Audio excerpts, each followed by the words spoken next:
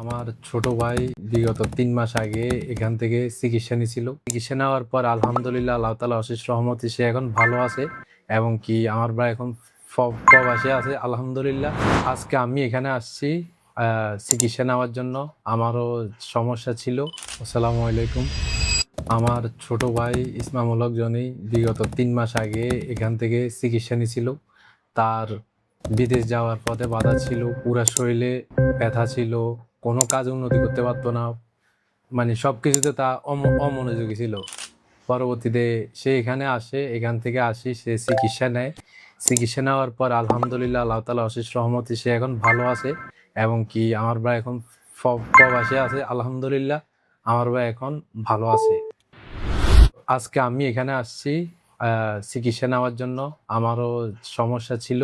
আমার সমস্যাগুলো ছিল বদ নজর, বিয়েতে বাধা, এরপরে শরীরে ব্যথা, এরপরে আসরের সমস্যা ছিল, কুফুরির সমস্যা ছিল। এখন আমিও চিকিৎসা নিয়েছি আল্লাহ তাআলার অশেষ রহমতে। আশা করি আমিও ভালো থাকব। আপনারা সবাই আমার জন্য দোয়া করবেন, আমার ফ্যামিলির জন্য দোয়া করবেন, হুজুরের জন্য দোয়া করবেন এবং কি আমিও দোয়া করি আপনারা সবাই ভালো থাকেন। আসসালামু আলাইকুম।